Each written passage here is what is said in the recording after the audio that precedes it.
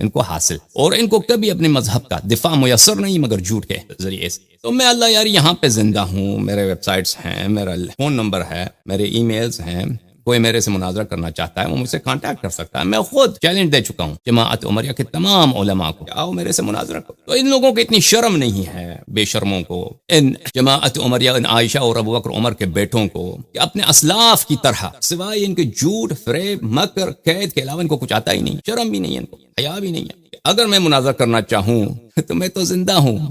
مجھ سے رابطہ کرو، مجھ سے مناظرہ کرو۔ ایک نقلی شخص کو اللہ یاری بنا کر اس کے ساتھ مناظرہ کرو۔ اب مجھے نہیں معلوم اس مناظرے میں تمہیں جیت ہوئی ہے یا نہیں ہوئی ہے، شاید جیت ہوئی ہو، نقلی مناظرہ کرنے سے جیت ہی کی توقع ہے۔ یہ آپ کی نہایت ہی کمزوری اور ضعف کی، اور نہایت ہی بے ایمانی اور نہایت ہی مکاری، جو تمہارے مذہب کا اساس ہی یہی ہے۔ یوم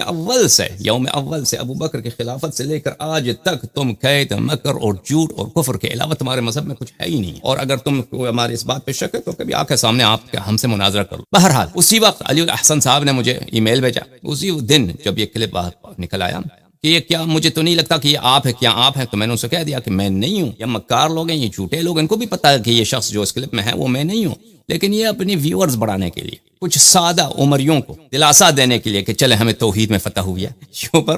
اس لیے اپنی ویورز بڑھانے کے لیے، کلکس بڑھانے کے لیے یہ لوگ یہ فریب کر رہے ہیں، اور بہت ہی ذلت کی بات ہے۔ یعنی ہم اتنا، عربی زبان میں کہتے ہیں تہوع، اتنا گٹھیا فریب کہ ہمیں تو اس کو سوچ کر بھی الٹی آتی ہے، یعنی دل خراب ہوتا ہے، طبیعت خراب ہوتا ہے۔ کتنے لوگ گٹھیا بھی ہو سکتے ہیں کہ تم اگر گزرے والوں لوگوں پر اگر جھوٹ بناؤ، جو لوگ دنیا سے گئے ہیں، تو کوئی بات، میں تو زندہ ہوں، حرامیو، جھوٹو، میں تو زندہ ہوں۔ تم اگر مجھ پہ کوئی اس طرح کی تہمت لگاؤ گے تو میں تو آگے تکذیب کروں گا، تمہیں عقل نہیں ہے۔ جس شخص کی آواز وہاں پر ہے، اور لوگوں نے مجھے یہ بھی بتایا کہ جو شخص اس کلپ میں بات کر رہا ہے وہ خود کہتا ہے کہ میں اللہ یاری نہیں ہوں، بار بار کہا ہے اس نے کہ میں اللہ یاری نہیں ہوں، اس کے باوجود یہ حرامی لوگ جو ہیں ان کو شرم نہیں ہے، کہتے ہیں کہ ہم نے اللہ یاری سے مناظرہ کیا ہے آن لائن، اور ان کو اور توحید پر۔ تو میں نے یہ بھی سنا، اب مجھے نہیں معلوم، کہ مستری محمد علی مرزا صاحب نے شیعوں کو کہا ہے کہ میں تمہیں قیامت تک چیلنج دیتا ہوں کہ تم آگے توحید پر مجھ سے مناظرہ کرو۔ تو اسی دن جب یہ کلپ سامنے آیا تھا تو شاید ان لوگوں کو خوشی ہوئی تھی کہ ہمیں حسن اللہ یاری پہ جیت حاصل ہوا۔ تو علی الاحسن نقوی صاحب جو ہیں انہوں نے مجھے ای میل بھیجا اسی دن کہ ہم آپ کو دعوت دیتے ہیں، آپ آ کے انجینئر محمد علی مرزا صاحب سے توحید پر